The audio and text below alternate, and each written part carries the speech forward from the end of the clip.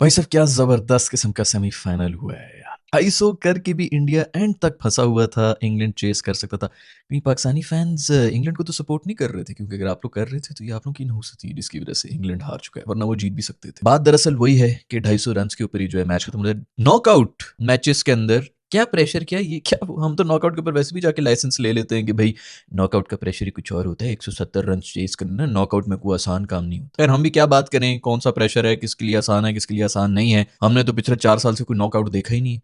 हमारे लिए तो नॉकआउट जो फर्स्ट राउंड होता है उसके अंदर ही एसोसिएट नेशंस ही बने हुए होते हैं। अभी भी जैसे कि हम पहले भी बात कर चुके हैं, नेदरलैंड्स का शुक्रिया कि उन्होंने कैच ड्रॉप किया था फहीम अशरफ का, नहीं तो हम फर्स्ट राउंड से निकल रहे थे, हम सेकंड राउंड में भी नहीं आ रहे थे, जिसके अंदर बारिश की वजह से हम एंड तक जिंदा रहे हैं। 250 रन किए हैं इंडिया ने सेमीफाइनल के अंदर। T20I के मैच के अंदर हमसे टेस्ट मैच के अंदर इतने रन नहीं हो रहे। बॉबी और रिजवान बेहोश हो चुके, कोमा में गए हैं, इस वक्त उनके ऊपर पानी की छींटे डाले जा रहे हैं कि नहीं नहीं ये T20I के अंदर ही हुआ। आप लोग क्या कैसी बातें कर रहे हैं, क्यों मजाक कर रहे हैं मेरे साथ। होश में आते ही सबसे पहला क्वेश्चन बॉबी ने ये किया। ऐसे भोंडे मजाक मुझे बिल्कुल पसंद नहीं है। फ्लैट पिच, ये पिच, वो पिच, बॉलर्स के लिए कुछ नहीं है। बुमरे को देख लिया भाई, बुमरे को छोड़ो पांडु को देख लिया। उन्होंने कहा कि भाई हम बुमरे को नहीं मारेंगे, चलो इसको रिस्पेक्ट दे भी दे देंगे, जो भी है। 6 रन दे के गए, 6 क्या 10 रन भी दे जाता उस मौके के ऊपर आके। रिक्वायर्ड रन रेट आपकी 15-16 पे गई हुई, आप उसके अंदर वैसे भी आप जी जाते हैं, फिर भी वो 6-6 रन देके जा रहा है। उसको तो चलो जो रिस्पेक्ट दी है कि नहीं दी है। अगला 19वां ओवर देखा अपने पांडु का, मतलब इंग्लैंड के पास उस वक्त कुछ भी नहीं था। उन्होंने कहा कि यार अब क्या विकेटों का क्या बचाना है, क्या नहीं करना, बंदा आपका सेंचुरी के ऊपर खड़ा हुआ है, जाके मारो जितने मारने। उनका बस चलता तो वो 55 रन बनाते 2 ओवर्स के अंदर, लेकिन नहीं बना सके। इसको कहते हैं दोस्तों डेथ बॉलिंग। हमारे जो स्पेयर हेड प्रीमियम बॉलर थे ना, अभी उस दिन श्रीलंका के खिलाफ 28 देने वाला था आखिरी 1 ओवर के अंदर, 28 रन। 19 बॉलों के ऊपर 48 के 50 रन चाहिए थे इनको जीतने के लिए। कुछ याद आया आपको? 18 बॉलों के ऊपर इतने रन चाहिए थे जब कोहली खड़ा हुआ था, हमारे रूफी और शाहीन साहब स्पेयर हेड ऑस्ट्रेलिया की कंडीशंस के अंदर बॉलिंग करा रहे थे, जहां पे बॉल नजर नहीं आती, इधर छाती से गुजर रही होती, नजर नहीं आ रही होती। इन कंडीशंस के अंदर वो हमें मार के गए थे। सेम इक्वेशन थी। और अभी तो आखिरी ओवर के अंदर 30, मतलब ये भी नहीं है कि आखिरी ओवर में, चलो हमारे तो हो गए थे ना आखिरी ओवर में 15 रन, फिर भी पड़े हुए थे हमसे, फिर भी 15 नहीं डिफेंड हुए थे। उस सिचुएशन तक भी नहीं लेके आए। अगर इनको कहीं मिल जाते 15-16 रन, इवन 20 रन भी मिल जाते, इंग्लैंड ने कर जाना था चेस। और आपने देख लिया एंड में मारे उन्होंने 2-3 छक्के तो मार ही दी। ये फर्क है भाई। इस लेवल हम लोग रोते रहते हैं जी हमारी स्ट्राइक रेट नीचे है, 250 किस तरह होते हैं फलाना। उस दिन हमारा स्टार्ट देखा था आप लोगों ने, 170-180 के ऊपर पहली विकेट गिरी है, हमसे तब 250 नहीं हुए थे। जब ऑल द मोर रीजंस थे कि यार 250 मार के 60 रन से हमने जीतना है, और ऐसे स्टार्ट के बाद हमसे 250 नहीं हुआ था। हम तकरीबन ऑल आउट हो गए थे, 220 मर की हुआ था, 30-40 रन नहीं बनाए थे पूरी टीम ने, क्योंकि मेंटल ब्लॉक है। हम लोग जा ही नहीं सकते।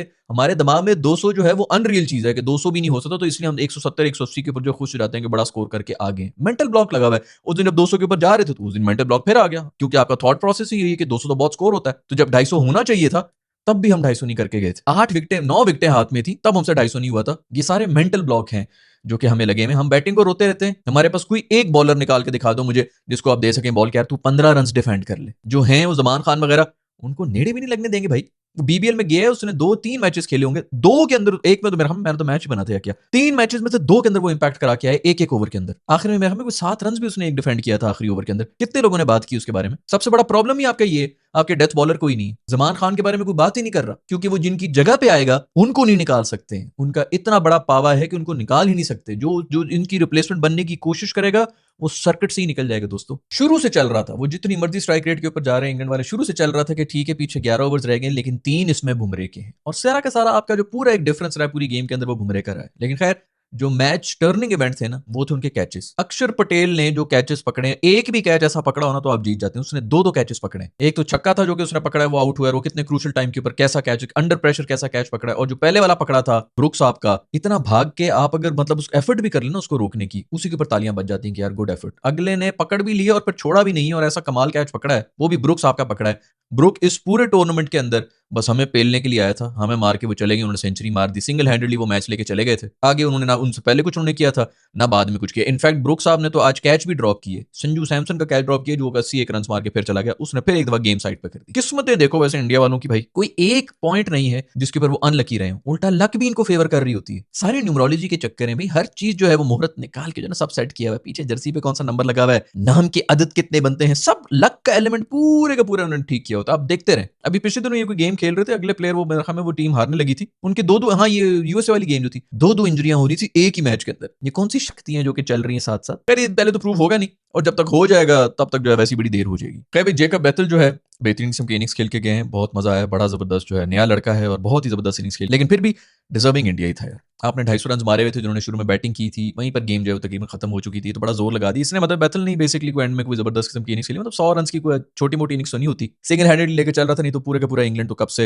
हार मान के निकला हुआ था। उनका जो टॉप ऑर्डर उनके सारे जितने भी एक्सपर्ट्स हैं वो आके शुरू में पावर प्ले के अंदर बेसिकली गंद करके निकल गए थे। ये जब भी इनकी ये इंडिया की जो मैं बैटिंग देख रहा था ना, जो नए बच्चे जो हैं इनकी, हमेशा मुझे लगता था कि यार फुलझड़ियां ही उड़ा रहे हैं, कोई बड़े लेवल के ऊपर आके किसी भी नॉकआउट स्टेज के ऊपर आके पैनिक करेंगे, अंडर प्रेशर जो है वो टूट जाएंगे, ये सब चीजें होंगी। और ये सब मैं तब कहता था जब संजू सैमसन नहीं था। वो बंदा जब से इस बैटिंग लाइनअप के अंदर आया ना, एक मैच्योरिटी आ गई है, वो खेल भी सकता है, मॉडर्न डे क्रिकेट भी खेलता है और मैच्योरिटी के साथ खेल रहा था। 2 मैचेस तो वो सिंगल हैंडेडली आपको जिता के ले गया है। अभी जो वेस्ट इंडीज वाला जो मैच था उसके अंदर 200 चेस कर रहे थे, ये छोटी मोटी बात नहीं होती, मस्ट विन गेम थी, वो भी नॉकआउट सिचुएशन ही थी, हाई प्रेशर था, आपके दूसरे एंड के ऊपर विकेटें भी गिर रही हैं और आप 200 ऐसे चेस करके गए जैसे वॉक इन द पार्क हो, कहीं पे कोई लड़खड़ाई भी नहीं, कुछ भी नहीं हुआ, सिंगल हैंडेडली वो भी लेके गया और इस मैच के अंदर भी सिंगल हैंडेडली वो आपको लेके गया है। ब्रुक्स आपके लिए तालियां होनी चाहिए, इतना खूबसूरत कैच उन्होंने जो है वो ड्रॉप किया था वहां पर, मतलब उसने तो फिर आगे जाके 50-60 रन मजीद मार दिए थे, जो भी 20 के ऊपर था जब भी था उसका कैच ड्रॉप हुआ था। लेकिन अगर यहाँ पे 20 रन भी कम होते इंडिया के, बाकी भी आके उनका रुकने तो नहीं था, उन्होंने आके मारना ही था, लेकिन अगर 20 रन भी कम होते तो इंग्लैंड जीत गया था। तो ब्रुक भाई इस पूरे टूर्नामेंट में सिर्फ हमें मारने के लिए आए थे, तो ऐसी कोई भैड़ी किस्मत है ना यार हमारी भी। स्काई के कैच की वजह से इंडिया जो है पिछला वर्ल्ड कप जीता था, और अभी फाइनल का तो मुझे कुछ पता नहीं है, लेकिन अगर फाइनल जीता ना तो ये अक्षर पटेल के कैचेस की वजह से, ये इन कैचेस की वजह से जीत रहे हैं। अक्षर पटेल की क्या फिटनेस है जो आप लोग कह रहे हैं बड़ी फिटनेस, तो ये वो मेरी डाइट फलाना ये वो, मासूम के हल्के पड़े में आंखों के नीचे, कमजोरी है उसको, वीकनेसेस है, इसको फिटनेस नहीं कहते, इसको कहते हैं दोस्तों ट्रेनिंग। वो ट्रेनिंग करते रहते हैं, वो पूरी पूरी रात भी जो है ना, इस उनकी प्रायोरिटी सिर्फ क्रिकेट है इनके जो प्लेयर्स की।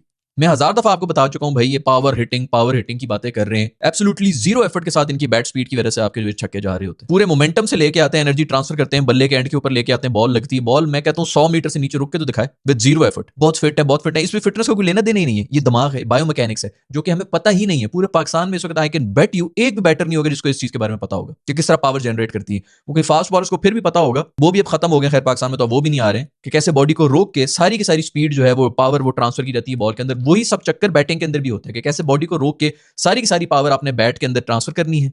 वो जब बॉल पे जाती है तो बॉल आपकी भाई 70 मीटर से नीचे नहीं रुकती, और जब आपकी गेम छक्कों के ऊपर आ जाती है ना, फिर आपकी फील्डिंग की भी जरूरत नहीं पड़ती। इसी के ऊपर पाकिस्तान सबसे ज्यादा मार खा रहा है, वरना हमें नहीं पता 2010 से, मतलब 2009-7 जब से भी T20 आया शुरू हुआ है, हर कोई बंदा इसी चीज को रो रहा था ना भाई, एग्रेसिव क्रिकेट है, शॉर्टर बॉल पे आपने मारना होता है, ये होता है वो होता है। 2020 के बाद से क्या बेसिकली चेंज हुआ है? 2020 के बाद से ये चीज चेंज हुई है कि छक्के ज्यादा मारना शुरू हो गए, मार मार के आप चौकों से भी कर लेते हैं, 12 रन पर ओवर के हिसाब से आप 220 रन उससे ही बना लेते हैं, लेकिन चौके नहीं लग रहे, छक्के लग रहे हैं। और वो छक्के क्यों लग रहे हैं? बैट स्पीड तेज होगी, बायोमैकेनिक्स इनको पता चल गया। ये जो हमारे यहाँ पे लगे हुए जी कलाइयां मोटी हो तो फलाना हो, ये मोटा हो वो मोटा हो, जिम जाके जान करो पता नहीं भिंडियां खाओ थे, उबले हुए अंडे खाओ तो फलाना पावर हिटिंग वगैरह, कुछ भी नहीं चाहिए। अब जो लोग मेरी बात को समझ रहे हैं उनको मैं बता दूं कि ये जीरो एफर्ट के साथ पांड्या के हाथ से बल्ला निकला था ना, वो क्यों निकला था? ग्रिप लूज थी, और ये सिर्फ ग्रिप लूज करने से नहीं आता, ये विप मोशन जो है ये सारा का सारा बायोमैकेनिक्स उन्होंने समझी नहीं कि किस तरह ट्रांसफर करना है बल्ले तक, और फिर जब वो लॉन्ग हैंडल भी आ गया, वो सब चीजें आ गई हैं, ये उस पर मार रहे हैं। हमारे यहाँ पे सारे जो है वो जोर लगा लगा के पावर हिटिंग ये होती, पावर हिटिंग वो होती है, उसके अंदर यही होता है कि 2 लग जाएंगी, तीसरी बाउंड्री के ऊपर आउट हो जाएगा, लोग जो है डर के मारे कुछ करते ही नहीं। इनके तिलक वर्मा को उठा के देख लो,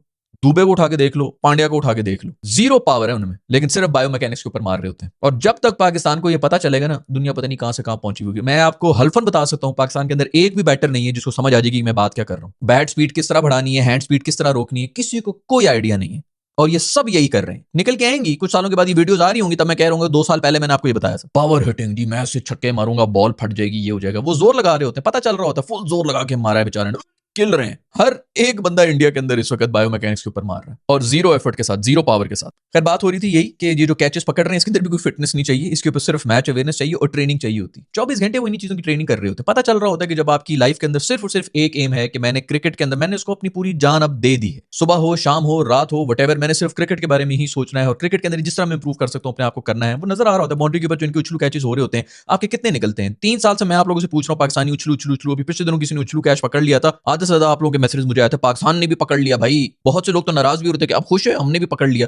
कितना कोई छोटा स्टैंडर्ड है कि एक कैच के ऊपर तुम लोग खुश भी हो। बट खैर आई एम प्रीटी श्योर मेरी ऑडियंस को तो इससे कोई फर्क नहीं, लेकिन कोई ना कोई एक छिछोरा जो है बीच में भपरा हुआ बैठा हुआ 3 साल से, जिसने कोई ना कोई आके लुच जरूर डालनी होती है कि आप खुश हो भाई, आप क्या बोलोगे कि पाकिस्तान ने पकड़ लिया। उनके हर मैच के अंदर 3-3 बंदे इस तरह पकड़ रहे होते हैं, हम एक पकड़ के तालियां बजा रहे हैं, ये हमारा स्टैंडर्ड बताता है। फिर भी अभिषेक टुल्लर भाई जो है वो एक दफा फिर से फेल हो चुके हैं। पूरा का पूरा टूर्नामेंट बड़ा जबरदस्त किया उनका, उन्होंने माइटी जिम्बाब्वे को जो मारे हैं चके बाहर निकलने का। यार तेरी तुम लोग इसको टुल्लर कह रहे हो, कितनी वैसे बेइज्जती की बात है। पूरी उम्र बेचारे बाबर को कहते रहे कि जी जिम्बाबर है, अभी जिम्बी शेख शर्मा इनको मिल गए। मासूम पूरी बड़ी टीमों के सामने फेल होता रहा, जिम्बाब्वे को मार के जो है वो हीरो बने हुए। खैर उनका भी ऐसे कोई पता नहीं चलता, अभी एक मैच रह गया है, उसके अंदर भी अगर वो चल गया तो वो अकेला ही मैच ले जाएगा। लेकिन टुल्लर का ये सीन होती है कि 7 मैचेस में से एक में चलेगा और फिर उसके अंदर गेम आपकी खत्म हो जाएगी। कंडीशंस तो उनके लिए बिल्कुल सूटेड ही है। अभी ये जो है ये फट्टा विकेट ही होती है, अभी भी खैर बिल्कुल फट्टा ही थी। और अहमदाबाद में भी उनको इसी किस्म की फट्टा कंडीशन मिलेंगी।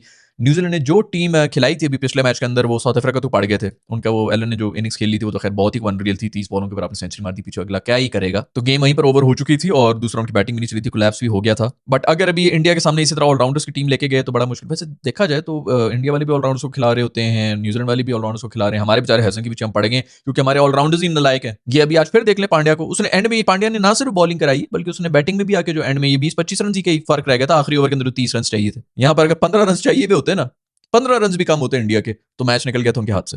कर भी आर्चर मासूम भी जो है वो भी हम पे हीरो बने हुए थे और तो उन्होंने कुछ किया नहीं है। मेरा ख्याल में आज फिर बॉलिंग में जो है वो 50 खा के गए, रिकॉर्ड को छक्के भी खा के गए मेरा दोस्त। 7 छक्के पड़े मेरे दोस्त को, जितनी पेस से आ रही थी उतनी पेस से जा भी रही थी वापस। रूफी भाई हंस पड़े, उनकी हंसी निकल गई उनको देख के। आसपास के सारे मोहल्ले के लोग भी आके मुड़ के उनको देखा है कि भाई होश में है आप। खैर अभी जाएगा मेरा दोस्त, देखना तुम लोगों को बांग्लादेश की सबसे ताकतवर बैटिंग लाइनअप को कैसे चीरता वो बीच में से निकलेगा। पूरी दुनिया यही कह रही होगी इसको तुम लोगों ने नहीं रखा था ना वर्ल्ड कप के अंदर, इसलिए आप लोग हार गए, तो अगले वर्ल्ड कप के लिए फिर उसको रेडी रखो। वो जो यूएसए से हमने आखिरी ओवर में जान शर्माई थी, 15 या 16 रन हमने रूफी भाई ने डिफेंड करने थे। बहुत कमाल, हमारे बड़े कमाल प्लेयर्स हैं भाई। कोई मैच मतलब मुझे समझ नहीं आती मैं कौन कौन से मैचेस निकाल के आऊं कि इसके अंदर इसने जान शर्माई थी, उसके अंदर उसने जान शर्माई थी। फील्डिंग के हिसाब से बॉलिंग क्या होती है इनको ये नहीं पता है। इनसे आगे हम क्या एक्सपेक्ट करेंगे कि यार इन्होंने 15 बचाने हैं कि 25। जब आप फील्ड जो आपने सेट की थी उसके हिसाब से अगर आप बॉलिंग नहीं करा रहे तो आप तो शुक्र करें आप पे 36 नहीं पड़ रही, तो शुक्र करें युवराज जैसे लोग आजकल नहीं है। और ये भी शुक्र करें कि इंडिया के साथ हाई प्रेशर जो है वो आईसीसी टूर्नामेंट्स के अंदर ही खेलते हैं। अगर हम उनके साथ बायलैटरल सीरीज खेल होते हैं ना, जिनको खोल के वो खेल रहे होते हैं अपनी क्रिकेट जिससे वो खेलते हैं, ये युवराज वाली 6 छक्के वाली मैं आपको लिख के बता रहा हूं, कम से कम ही 3 दफा हमारे बॉलर्स खा चुके होते हैं इंडियन से। और पहली दफा इंडिया में शायद होता है कि उनका स्टेडियम फुल ना होता, वो भी बोर हो जाता है कि यार इस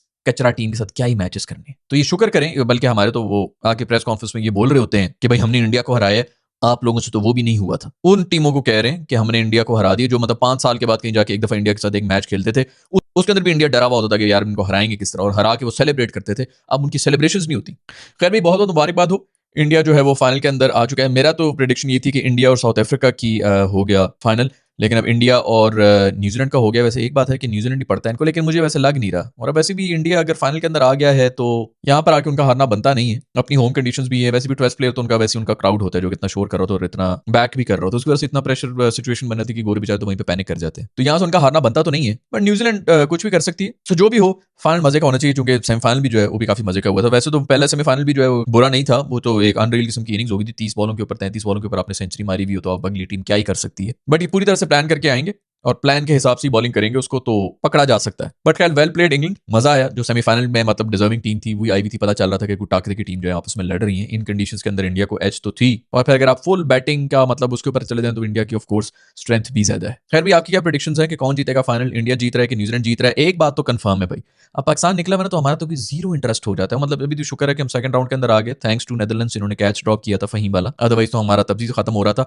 हमारा कोई इंटरेस्ट रहता ही नहीं है। इंडिया रहता है तो टूर्नामेंट के अंदर हमारा भी हल्का फुल्का सा जो इंटरेस्ट रहता है, और कोई ना कोई वैसे भी मतलब इंडियंस तो सब देख ही रही होते हैं तो टूर्नामेंट होता है। इट्स वेरी अनफॉर्चुनेट कि बाकी पूरी दुनिया के अंदर क्रिकेट बिल्कुल डिक्लाइन पे जा रहा है, मर गया। लेकिन फिर भी इंडिया रहता है तो कम से कम कुछ ना कुछ लाइफ रहती है टूर्नामेंट्स में, अदरवाइज वर्ल्ड कप तो नहीं रहता। तो ये तो अच्छी बात है कि इंडिया फाइनल में भी आया, कम से कम फाइनल का भी थोड़ा बहुत इंटरेस्ट तो रहेगा। फिर आप लोगों की जो भी प्रेडिक्शंस है नीचे कमेंट्स में लिख के बता दें। पाकिस्तान की ओडीआई टीम जो है नई नवेली टीम अनाउंस हो चुकी है, उसके अंदर बाबर को भी ड्रॉप कर दिया गया है, साइम को भी ड्रॉप कर दिया गया है। अजीब एक मतलब जो ओडीआई के आपके स्पेशलिस्ट प्लेयर्स थे उनको निकाल दिया गया है। इसके ऊपर मैंने वीडियो बनाई है, यहाँ पर मैं उसका लिंक डाल दूंगा, आप लोग उसको भी जाके देख सकते हैं। I will see you in the next video, bye.